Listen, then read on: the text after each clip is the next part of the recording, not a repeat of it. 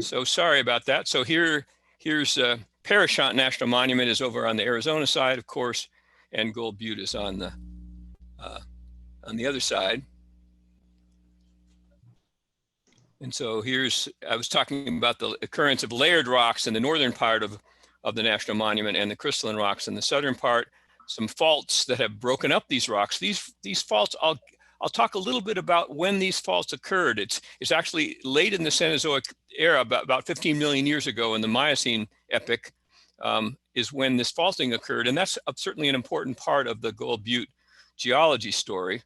And these are left lateral faults, as you can see in the image here, which means that if you're standing on one side looking across, the objects on the other side appear to move to the left. Like San Andreas Fault, for example, is a right lateral strike slip fault. These are left lateral faults. It's not so important. And here's a geologic map. And I'm not going to dwell on lots of nitpicky details, but I do want to introduce the geologic map and the geologic column. And I'll return to this map and the column multiple times and just briefly review where we are. So this map shows what the age is of the rocks that appear in different parts of Gold Butte and across the Overton Arm in Lake Mead National Recreation Area. And each color represents a different age, not a rock type so much, but a different age. So the green, for example, is Aztec sandstone, which I'll be talking about, which is Jurassic in age. Everybody knows about Jurassic Park. So the green ones are Jurassic. I'll mention a few of the other ones as we go along, but I'm not going to dwell on that. But notice that in the middle of the screen are the layered rocks mostly. And in the bottom part, this dark brown color is the crystalline rocks, mostly metamorphic rocks in this case. There are a few metamorphic rocks up here, and there's a few layered rocks down there. But in general, the layered rocks occur in the upper part, the sedimentary rocks, while the igneous and metamorphic rocks, the granites and schists and so on, occur in the south. And geologic maps typically have legends like this that tell you which color means what. And I'm not going to dwell on that, but we'll come back to it a time or two. Also, with regard to geologic time, so the geologic time scale, I want to minimize jargon, but on the other hand, it's hard to talk about geology without talking about time intervals. And also, many of you are very sophisticated. I know that you know what these terms mean, so I think it's just a useful way to talk about different rocks. And basically, we have three eras throughout the last 500 and some million years: the Paleozoic, Mesozoic, and Cenozoic, going from oldest. Paleozoic means old life or old animals, literally. Mesozoic means middle age, and that's the time of dinosaurs, Triassic, Jurassic, and Cretaceous. And Cenozoic is the more recent time. And it happens that, and then the Precambrian interval, or Proterozoic, especially down here at the bottom, is where in the Gold Butte area and throughout most of North America, in fact, is where the crystalline rocks are, the granites and the schists and so on. Gold Butte is endowed with all of these age rocks, which is a little unusual actually for a relatively small area. So here to compare with the Grand Canyon, which of course is not very far away from Gold Butte, just off to the east a little bit. In the Grand Canyon, there are the Precambrian crystalline rocks way down in the inner gorge, the schists and the granites and so on. Then there's the Paleozoic stratified rocks in the middle, and then the Mesozoic and Cenozoic rocks are missing. They just don't occur there, in contrast to Gold Butte, where in fact all of these Mesozoic and Cenozoic rocks are well represented, in addition to the Paleozoic rocks and the crystalline rocks down in the basement.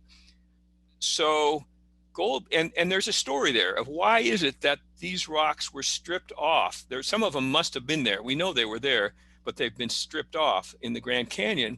But that didn't happen in the Gold Butte case. And that's part of the story here that I want to talk about this evening. So here we are again. And here's an example, just one example of the beautiful layered sedimentary rocks in the northern part of the National Monument. And here's a crystalline rock. Again, I'm not going to dwell too much on these rocks, but I do want to mention this one example. This is a big boulder of a special type of granite. These are Norwegian geology students. I have a colleague who teaches in Trondheim, Norway, who brings students over during non-pandemic times, at least. Every spring, he brings a group of Norwegian geology students over to the west, the southwest, and I go out with them for a few days, and we look at these rocks. And this is one place that we always stop, because there's a real interesting connection here. So this is actually in the Rainbow Gardens area, very close to Las Vegas, near Frenchman Mountain, on the east side of Frenchman Mountain, and way off in the distance in the back. The last range of mountains that you can see there, which is about 50 miles away, is the Virgin Mountains out in the Gold Butte area, 50 miles away. This big boulder in the foreground somehow got from Gold Butte 50 miles to Rainbow Gardens. And that's going to be, I'll come back to this slide in a little while at the end of my talk, and use that to kind of wrap up some of the more recent, really interesting geologic events that have happened in the Gold Butte area and throughout southern Nevada. Just to take a little closer look, this is that same boulder of granite.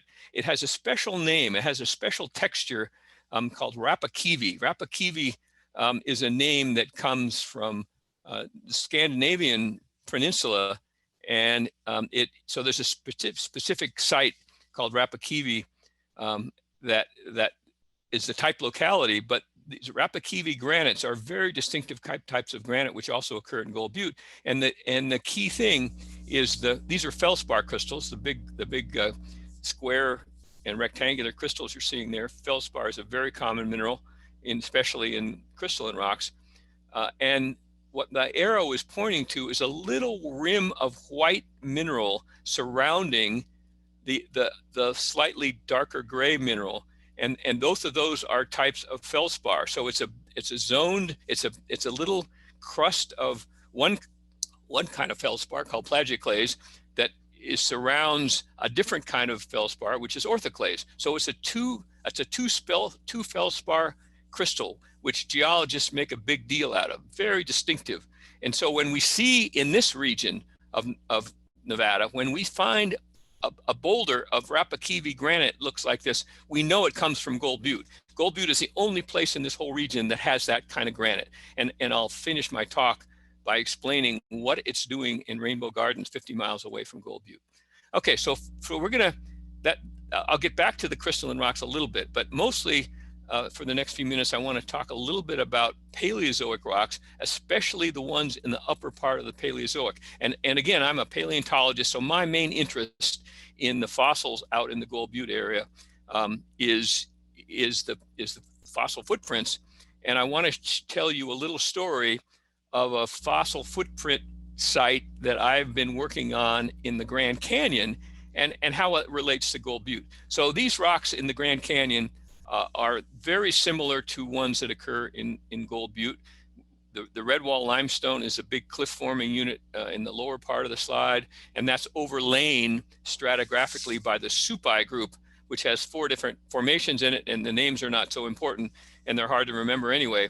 But the second one from the bottom is called the Manakacha formation. It's 300 and some million years old, and I recently have been working on some fossil footprints from the Manakacha formation, which occur as a boulder right next to the Bright Angel Trail.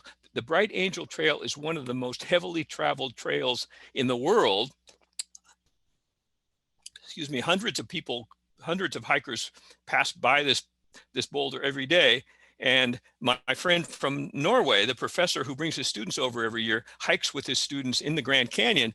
And a few years ago, he saw this boulder. Here's a close-up of it, with these very distinctive footprints. And he knew that I was interested in footprints of this nature. And he called me and he said, "Steve, you got to come look at the Bright Angel Trail and look at these tracks. They're fantastic."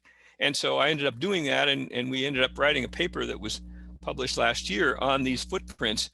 So these are 313 million year old footprints of some sort of a vertebrate animal. And it was not so simple to try to figure out what kind of animal made these footprints. but we finally were able to at least narrow it down, and it's a type of animal that right at the point where reptiles are splitting off from non-reptiles, this animal lives. So we aren't sure actually if it's a reptile or if it's a near reptile. And the really interesting thing is that this is the first time that, or the oldest example of an animal doing a very distinctive type of gait, of a pattern of walking, in which, called a lateral sequence gait, where if you imagine your right foot moving forward, and then the right rear foot moving forward, followed by the right front foot, and then the left rear foot followed by the left front foot. If you have a dog or cat at home, watch how that animal walks around the house slowly, not when it's in a big hurry, but when it walks slowly. We have a cat, and I can't help watching my cat every single time he moves around, and notice that he does a lateral sequence gait: right rear, right front, left rear, left front. The first example, or the oldest known example in the world, is this particular animal. And I'm not going to take the time to give you the whole argument how we know that that's the type of gait here, but we do. So this is an animal that lived 313 million years ago. We can pin it down quite precisely. Here's a reconstructed drawing by my friend and artist Emily Waldman, who shows this animal going sideways across a sand dune. So these are among the earliest sand dunes in North America, actually, and they were occupied by these very early probable reptiles. I'm going to show you a reconstructed map, because this relates to the Gold Butte situation. So here's a map of the time interval in the Pennsylvanian epoch when these animals were walking around in what is now the Grand Canyon. Here's a close-up view. Most of this, the lower 2/3 of this picture is the state of Arizona, and if you look way over on the left-hand edge, that's just the corner of Nevada, and Gold Butte would be right there, right above the G in the word Grand Canyon embayment.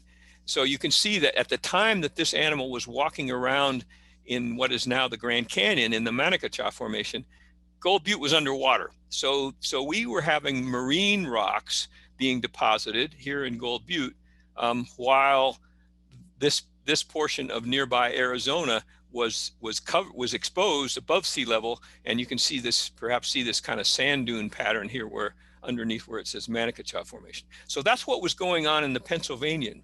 If we move just a little bit forward in time into the Permian period, so here that trackway in the Grand Canyon is Pennsylvanian, 300 and some million years old. We're going to move up to the Permian, which is the last interval in the Paleozoic part of the Grand Canyon. And by the time that we get to the Permian, all the continents had come together to form a supercontinent called Pangaea. And that's an important part of trying to understand the geology as well as the paleontology, of course. And so the rocks that formed during the Permian period include this outcrop, this exposure in Gold Butte. This is what's called the Cenozoic Formation. It's a very bold sandstone, light color, except where it's got desert varnish, this kind of dark patina that you see in certain places. And I was there before I retired as an active professor at UNLV. I would take my students out there and do a little research project. And so that's what these pictures are from. This is a shot by Tom Clough, actually, several years ago when we were out there. And this surface that we're looking at is one that we were out there looking at today. I mentioned early on to some people that I just got back from Gold Butte 2 hours ago.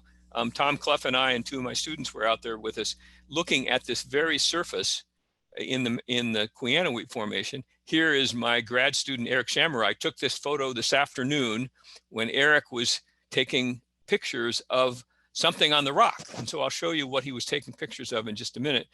He's taking pictures with a very fancy camera with a big flash attachment.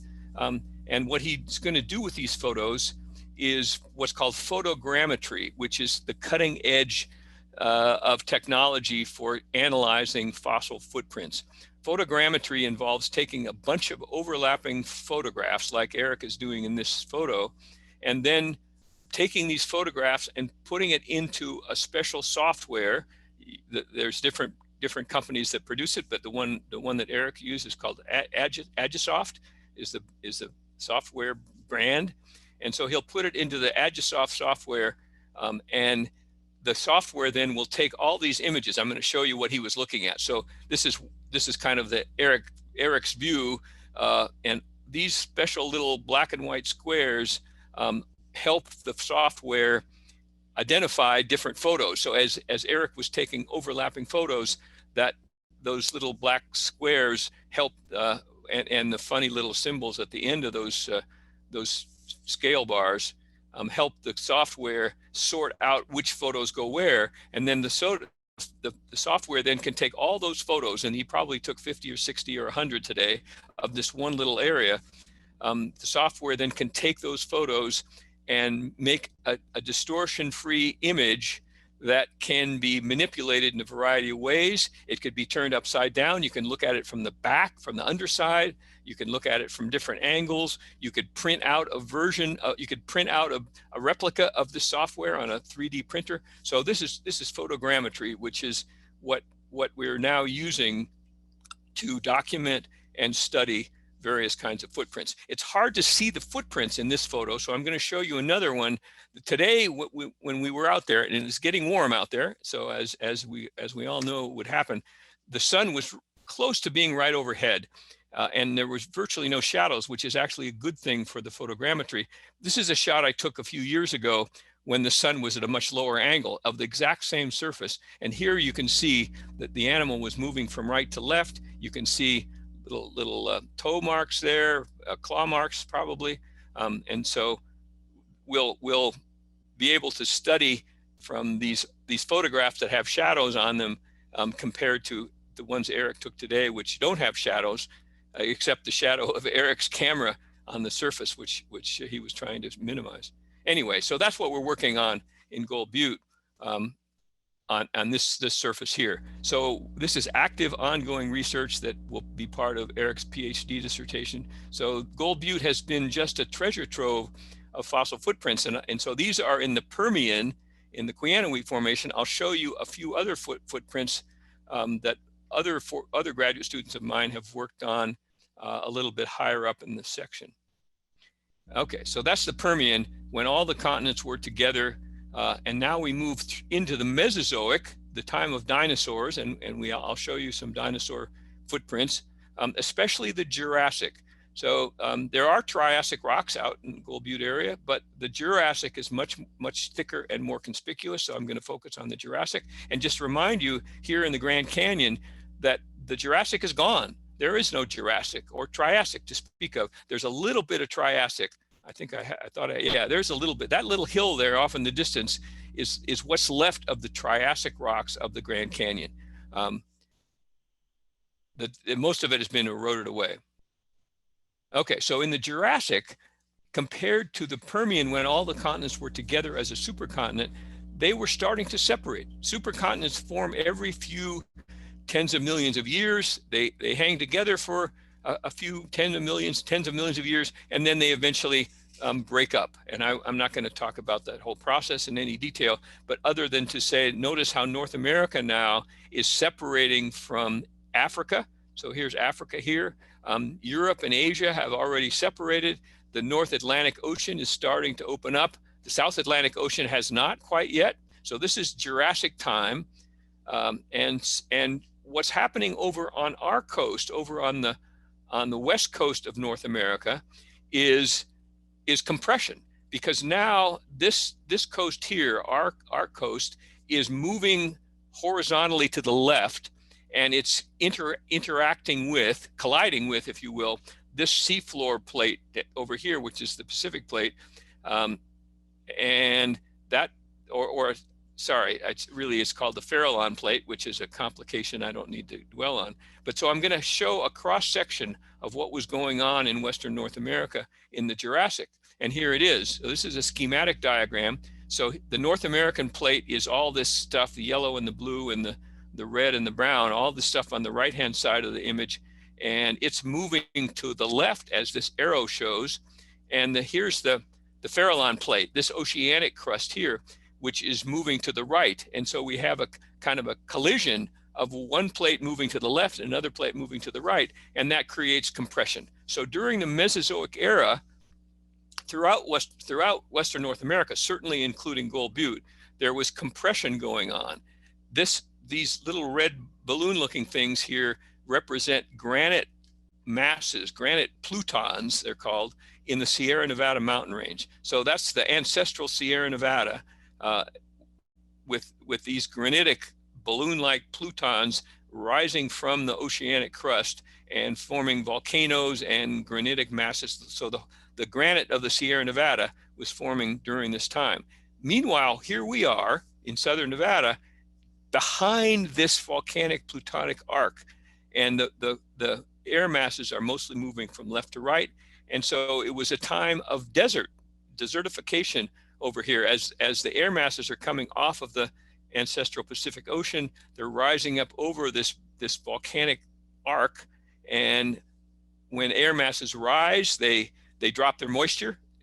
Cooler air can't hold as much moisture as warm air, and so as the air cools, as it goes over this mountain range, it drops its snow and rain on this mountain range here, and by the time these air masses reach the east side of the mountain range, they're pretty much depleted of moisture, which is exactly why we have the Sonoran Desert, or the Mojave Desert rather, here in southern Nevada right now, for the same reason. So this was a desert that formed back in the Mesozoic era. And also notice these little thrust faults, these little arrows right here with the blue little thin plates are thrust faults, which typically happens when you have this kind of tectonic situation. And I'm not going to spend any more time talking about that, the details of that, but other than to say this was a time when things were being shoved together, and it was a time of dry desert environments. And the rocks that we have that are very conspicuous in the northern part of Gold Butte National Monument, namely these red rocks here that Tom Clough is looking at in this photo. This is the Aztec sandstone. In Utah, it's called the Navajo sandstone. If you've been to Zion National Park, the big cliffs of Zion National Park are called Navajo sandstone.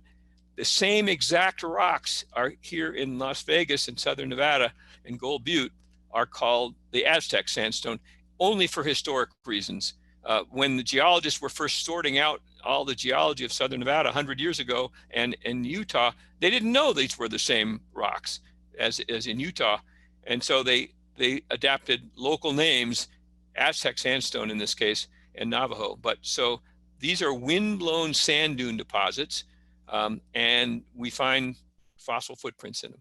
So we're now in the Jurassic period, 180 million years ago, roughly somewhere in there. Green on the map. So here you see where the Aztec sandstone is shown in green. Here a big band, and this is Whitney Pockets right up there, with lots of sandstone, lots of Aztec sandstone to the south, a little bit over on the east side. Across the Overton Arm, you see all this green over here south of Overton. That's Valley of Fire State Park, all that green over there. So that's all the Jurassic Aztec sandstone. Here's Whitney Pockets on a Google Earth image, and here's Little Finland. Again, Whitney Pockets, those exposures there are Aztec sandstone. Little Finland is Aztec sandstone. Here's Tom Clough and one of my former graduate students, Gordon Haight. We were out, this is a few years ago, out looking at some of the tracks that Tom had found for us. And so Gordon and I were out walking around with Tom, and he was showing us some of the track sites that he had found in Gold Butte. And here's one right here that Gordon and I are studying. And so you can see those little footprints. Here's a little bit closer view. When you find a little dimple in the rock, it's often not clear whether that's a footprint or not, because little dimples occur for all kinds of reasons. But when you find a very distinctive pattern like this, and it's not just dimples, I mean, they actually have little toes and things often, but the pattern is so distinctive where you have right, left, right, left, right, left, and so on, then we're sure that those are real fossil footprints. preserved in wind-blown sand dunes, which is weird. And I'm not going to take the time to explain how that happens, other than to say the sand has to be moist. It's like walking, when you walk in dry sand dunes, you make pits in the sand where your foot goes down, but you wouldn't expect that to be preserved past the next little windstorm. But if you walk on the beach, in the swash zone of the beach, where the waves are coming in and out, you can make really distinct footprints, but of course they're going to get washed away by the next wave. So in this case, we think that the sand had to be moist by rain or heavy fog to make these footprints. This is another site in Gold Butte. There's a person right there, one of my former grad students named Heather Stoller, who was working out in the Gold Butte area. And I put in this image to show the kinds of sand dune structures, sedimentary structures we call them, that occur in the Aztec sandstone. They're just fabulous. There's Heather down there looking at some tracks. I'll show you in a minute what she's looking at. But what I want to first show you is these crossbeds. So this horizontal or near horizontal line is a boundary between one interval of sand dune formation and below, and another interval above. And the one below has these what we call crossbeds, which are surfaces that were slanting when they formed. So this whole area, in some parts of Gold Butte, of course, the rocks have been completely tilted and completely reoriented. This is a case where that has not happened. And so these rocks are oriented very close to how they were when they formed. And so these crossbeds were really steeply tilted that way. And here's a little diagram which shows how crossbeds form. So what we're looking at is wind is blowing from left to right, and the sand grains are just kind of bouncing up the back of the sand dune.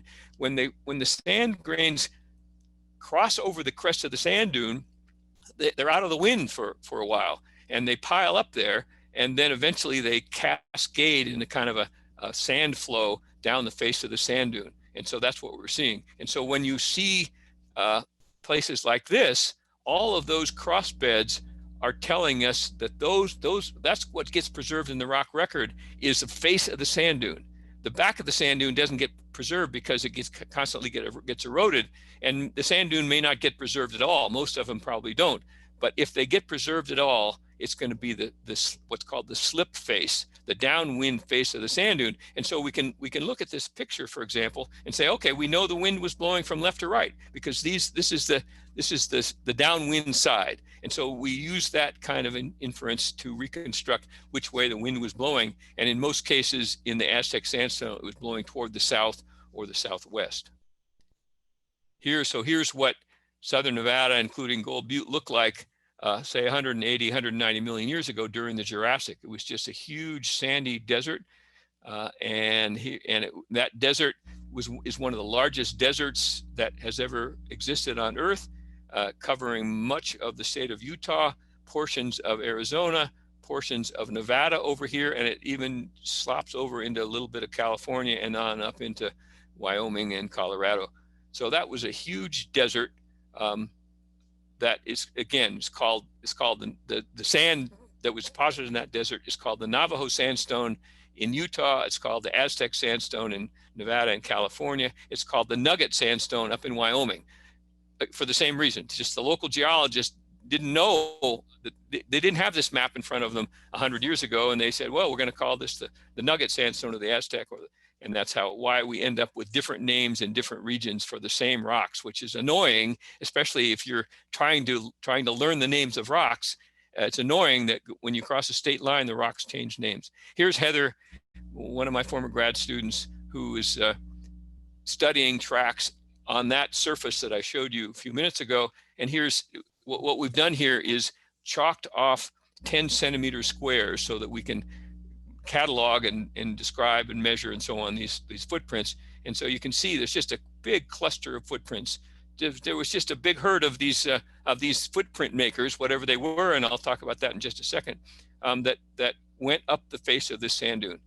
And we've seen the same phenomenon elsewhere, especially in Valley of Fire.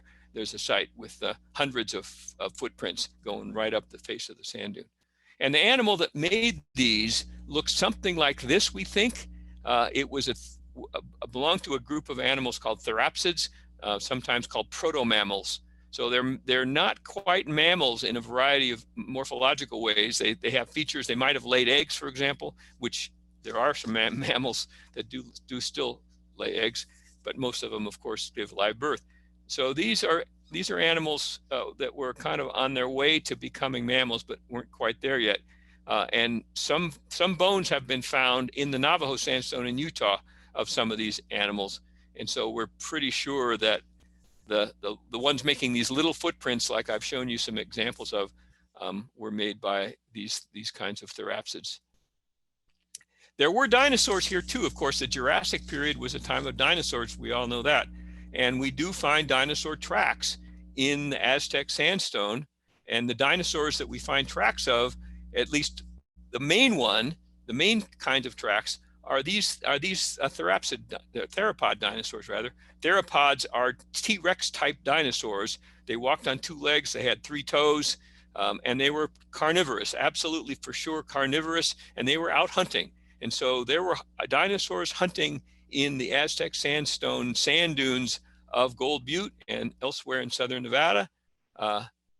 Here are some, this is not Gold Butte, this is Red Rock Canyon over west of Las Vegas with my student Gordon Haight. This is a really steep slope, and so we're using rock climbing gear to try to avoid falling off a cliff. And so here you can see some, this is our single best dinosaur track site in all of the Aztec sandstone, just quite spectacular. The black and white bars on that piece of wood there are 4 inches long or 10 centimeters to give you some scale. So these were not huge dinosaurs. Here's a close-up of more of the dinosaur tracks over in the Red Rock Canyon. We don't, interestingly, and I don't understand this yet, but I hope to eventually, we have not yet found, I should say, these kinds of dinosaur tracks in Gold Butte. In the Aztec sandstone, the rocks are the same. You'd think they would be there, and they should be. We have not found them there, but what we have found, or I should say Steve Kilp has found, is these cute little dinosaur tracks, and these are dinosaur tracks. They're not huge and impressive, but again, these bars are 4 inches, so these are tracks that are like 3 inches long.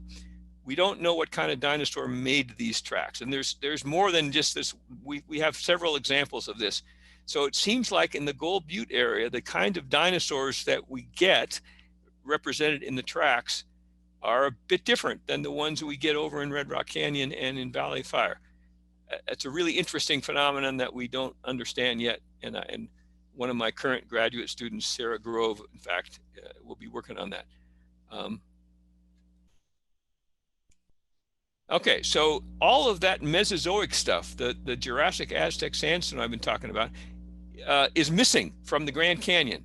And also missing from the Grand Canyon is this Cenozoic interval, which occurs above the Mesozoic. So here we're now talking about the Cenozoic, this uppermost interval. And all these little names are epochs, sort of subdivisions of the Cenozoic era. The one that's most relevant to us is the Miocene. The Miocene, kind of in the middle of this pile of layers here, is an extremely interesting and busy time in southern Nevada. That's when there was volcanic activity going on and lots of movement, lots of interesting animals, including bears and camels and wild dogs and wild cats were all running around in the Miocene. So I'm not going to dwell any more on that. And going back, all right, we're getting back to this one block, this one big boulder of Rapakivi granite that these Norwegian students are scrutinizing here, that somehow traveled 50 miles from Gold Butte and Virgin Mountains way off in the distance to this place in Rainbow Gardens, just a little bit east of Las Vegas. And that gets to the final stage of geologic development of the Gold Butte area and of southern Nevada in general, and that's extension. Recall that during the Mesozoic era was a time of compression. When Pangea was breaking up, North America was moving away from Africa and Europe, and there was compression going on because the Pacific Ocean plate was trying to go underneath the North American plate, and all that stuff was going on when the desert was forming. That ended about 30 million years ago because of interactions between big oceanic plates and crustal plates, such as the North American plate and the Pacific plate and so on. And I don't have time. I'm not going to take time and get into all that. I mean, it's interesting stuff, but we know why that happened.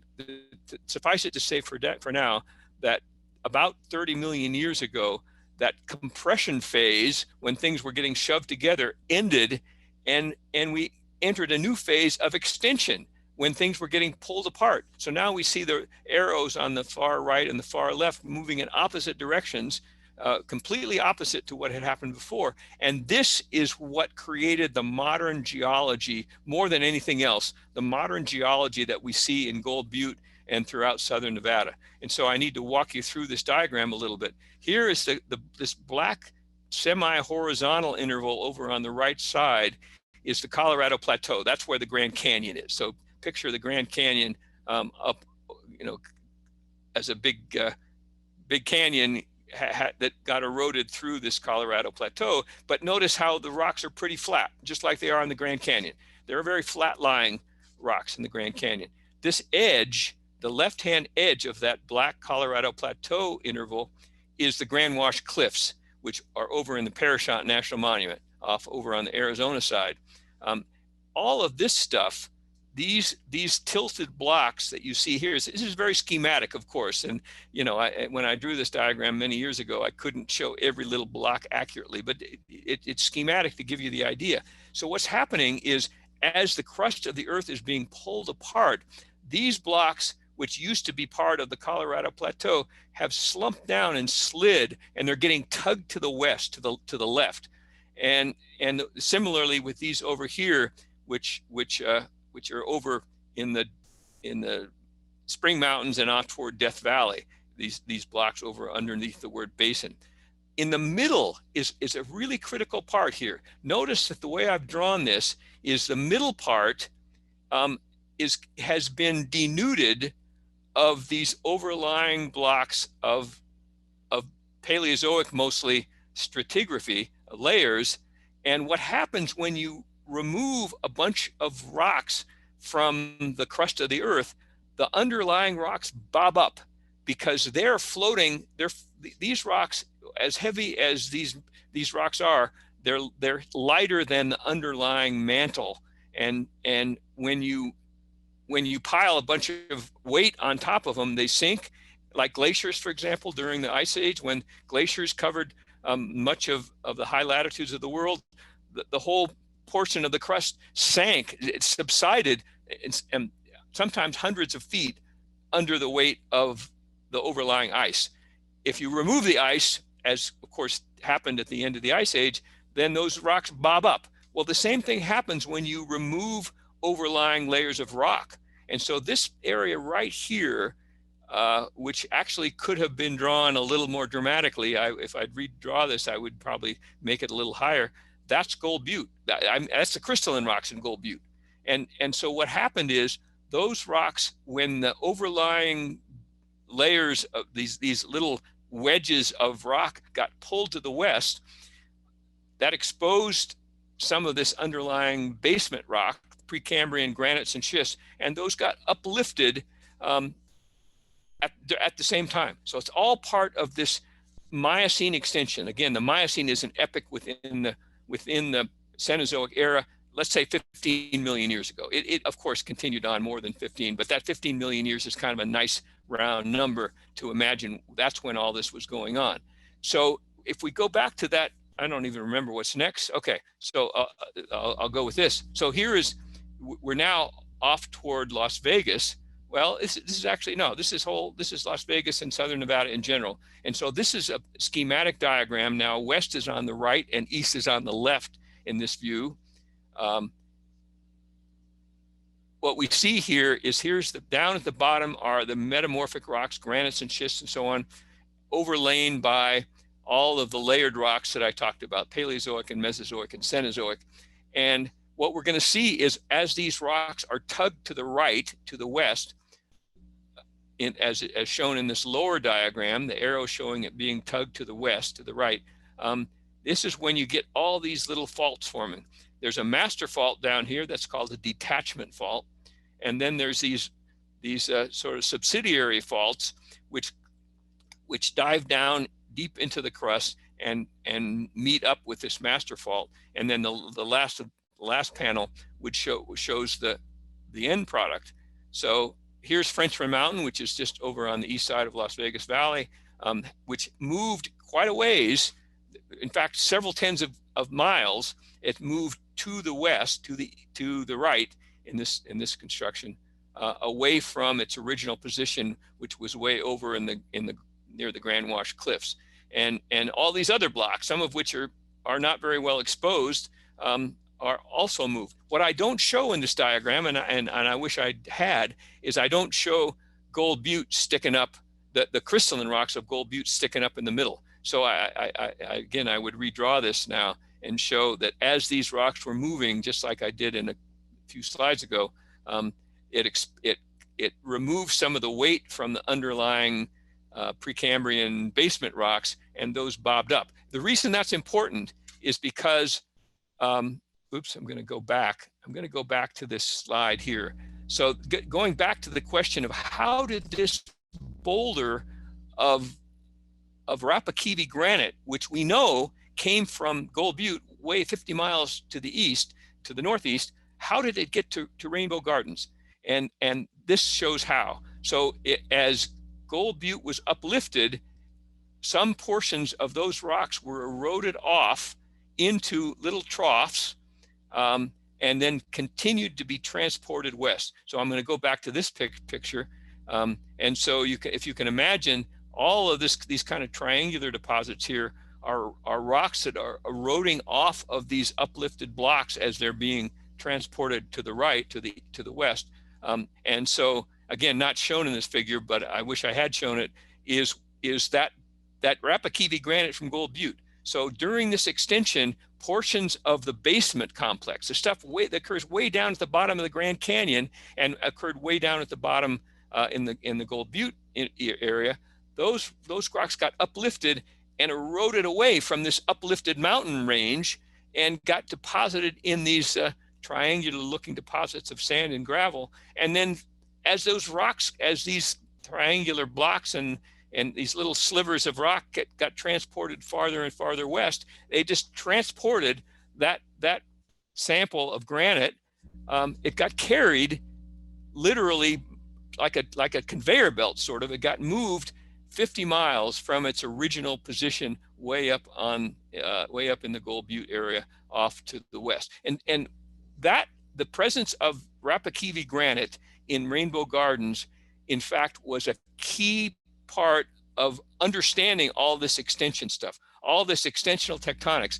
This is very unusual type of tectonics. It's not unique to Southern Nevada and the Death Valley region, but it doesn't occur very many places in the world. And this region, our region from Gold Butte all the way over to Death Valley, is the region in which geologists were able to finally understand how all this happened. And it was the presence of Rapakivi granite in Rainbow Gardens, among other data, among other facts, that helped geologists kind of piece this whole story together. I'm telling you this whole story in less than an hour tonight, but it obviously took decades of head scratching research to try to figure out what in the world are these Rapakivi granites from Gold Butte doing in Rainbow Gardens, among other questions.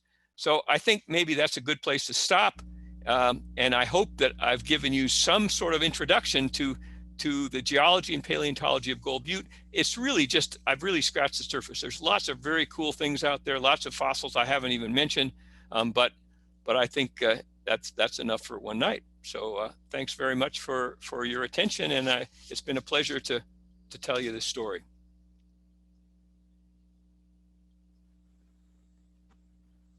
Thank you, Steve. That was wonderful. I remember parts of this from when you gave it several years ago, and it's just gotten better. I think we know more now. Right. We do know more. Absolutely. Yeah. So can you, are you willing to take questions from Sure. our audience? Absolutely. Yeah. I'd be happy to take questions. Okay, if you guys would like to ask Dr. Rowland some questions, you may either put them in the chat and I can either translate them or you can look at them and read them yourself. Oh, will this be recorded? We're hoping so. Yes, it's being recorded. Does anyone have questions for Dr. Rowland?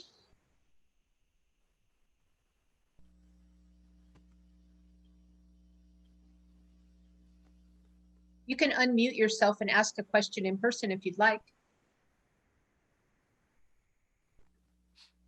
Hi, Dr. Rowland. Can you hear Hello. me? Yes. Hi there. My name's Jamie. I actually met you at Valley of Fire with Sarah. Of course, I remember that. Yeah. We were on some remote, walking up a remote canyon, and we ran into you. Sure, Jamie. Thank you for watching. Well, this has been really awesome, and I am super excited to hear that there are a lot of tracks over at Gold Butte. Are there any opportunities to either volunteer with you or one of your groups potentially, or is there a way I can follow up with you about applying to UNLV? Because I would love to study. I'm a geology background, as you know, right. But I'm really, really interested in trackways in particular, and I really want to get involved. Like, I'm local, and I've just about been here a year, so I'm almost there where I can get resident tuition. Sure. So Why don't you email me at UNLV, and my email is easy to find, steve.rowland@unlv.edu, and you can find it online. Email me, Jamie. I know I'm delighted to reconnect with you because I know that you have found some tracks in Rainbow Gardens, not Rainbow Gardens, sorry, Valley of Fire that I haven't seen. So I'd love to go in the field with you and see some of the tracks you've seen, and I can show you tracks that I've found, and maybe we can work something out. I'm no longer an active faculty member at UNLV, so I'm not allowed to have new graduate students. I still have some like Eric Shamroy, who I showed pictures of, who's finishing up. But we can talk. We can talk, and I'd be happy to talk. So thank you so much, sir. And it's so great to come across this. I had no idea they were doing this, and somebody else was like, "Hey, you might be interested." So this is super awesome. Well, thanks, Jamie, for your question. And yeah, please email me, and we'll work something out that we can collaborate on some stuff. All right, thank you. Sure, welcome. There's some questions in the chat. Let's see. Is Rainbow Gardens a place one can visit? Absolutely, yes. Rainbow Gardens is a wonderful place to visit. Spectacular geology, and I have some news actually about Rainbow Gardens.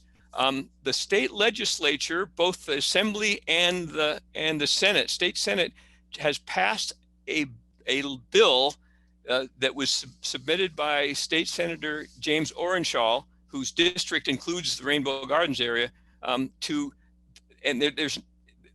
bill asks Congress to establish some higher level of protection than it currently has. Right now, it's managed by BLM. BLM folks, and to no fault of their own, I think it's fair to say, are just understaffed and underfunded and overwhelmed with Red Rock Canyon. I mean, that's the jewel in the crown of BLM, and they just don't have the law enforcement staff to keep track of all the people who are doing terrible things, breaking bottles and doing graffiti and so on out in Rainbow Gardens, and the Great Unconformity, which I haven't talked about, but it's an interesting feature out in that region. So there's the legislature has passed a bill, and I assume that the governor will sign it, which at least urges the Congress to create some higher level of status for the Rainbow Gardens area, whether it be a national monument or a national conservation area, something to give it a little higher status, a separate budget, law enforcement people, so we can start protecting that area the way it needs to be. So, but I'd say yes, definitely. And again, I have a website actually, the Great Unconformity website, and it's easily accessible. If you do a Google search for Great Unconformity, my website pops up, that I constructed several years ago, about the geology of Frenchman Mountain and Rainbow Gardens. Or if somebody wants to email me at UNLV, I'd be happy to help them find Rainbow, get there and know what they're looking at and all that. So yeah, Rainbow Gardens is wonderful, and I would really encourage people to go have a look. Unfortunately, time-wise, it's getting a little hot. So it's a low elevation area that's best visited in cooler months. Like Gold Butte. Right, Then like Gold Butte, another, exactly. yeah, another question. The crystalline rock exposures on Little Virgin Peak would be metamorphic Metamorphic. Precambrian rock? Right. Yes, I think that's right. I really don't know the crystalline rocks very well, so that sounds perfectly logical. I've never been to that peak myself, and so I can't confirm it.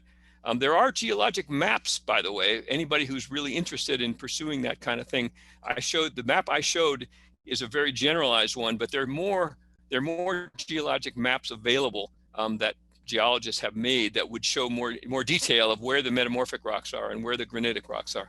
And again, if somebody wanted to email me at UNLV, I could put them, get them in touch with, help them find a geologic map that's at a scale and detail that would be of use for them. All right, another question. Is there somewhere in Gold Butte where you can visit an outcrop of Rapakivi granite? Oh, that's an excellent question. And I just don't, yes, there is. And we had a graduate student at UNLV several years ago who did that very thing. To make sure that these Rapakivi granites, for example, did in fact come from Gold Butte, he studied those as well as various metamorphic rocks in the Gold Butte area, sampled them, studied their geochemistry, and compared them to the geochemistry of not just Rapakivi granite, but there are other metamorphic rocks in the Rainbow Gardens area, and it was just a perfect match. Unfortunately, I don't know where those are. It's not my research interest to work on the crystalline rocks. So I'm sure that, yes, there are definitely places you can see Rapakivi granite exposures in Gold Butte. I just haven't gone out of my way to find them. So again, maybe on a geologic map, that would be, if somebody really wanted to go see them, I'm sure there are maps that would help them find this. Okay, and another question says, someone has done some work with fossils in the walls of Garden Wash. Do you know anything about them? I've been curious since I saw them marked. I don't know, and I would refer to my friend Tom Clough, who probably knows more about that specifically than I do. So sorry, yeah, I just don't know. I don't know I don't even know where Garden Wash is exactly. So I don't know. It wasn't me. I don't think it was me or my students who've done that, but probably other people. Okay. Does the extension tectonics apply to the Nevada Basin and Range geology? Yes, the basin and range lithology is, as the person who asked that question, I'm sure knows, it's the fact that Nevada has the overall physiography, the shape of the surface of Nevada involves a lot of north-south trending mountain ranges. And those mountain ranges were created by faulting during this extension, which in our part of Nevada happened during the Miocene. Other parts of Nevada, it started a little bit earlier, but mostly certainly in our region, it's Miocene, but it's definitely part of the extension. Absolutely, that was a great question. Any other questions, everyone? Where can we access the presentation for future reference? There is a relatively new book. It's a few years old now, but quite new and very, very well done, called Roadside Geology of Nevada. That I had no involvement with it, but I know the people, and they did a great job. And so if that would be a good book to get if somebody's interested in sort of overall Nevada geology, written for non-geologists. So written in a way that you don't have to have a degree in geology, certainly, to understand it. So that would be a book I would recommend. Okay, that's great. We are planning to post a link to this on our website. So for future reference, you will be able to view this recording by clicking on our website. So just stay tuned and it'll be up there shortly, hopefully. See, Dr. Rowland, can you state your email one more time? Sure. In case people want to email you? Steve.Rowland, and Rowland is spelled R-O-W-L-A-N-D. So steve.rowland@unlv.edu. Perfect. All right. All right. Well, everyone, thank you so much for attending tonight. We had a great turnout. Dr. Rowland, thank you so much for presenting. It was fabulous, as always. You're welcome, we really Brenda. Thanks for the invitation. Absolutely. And with that, I'm going to go ahead and close up for tonight. We've spent our hour and it was well spent. And I thank you all and look forward to seeing you next month. Take care.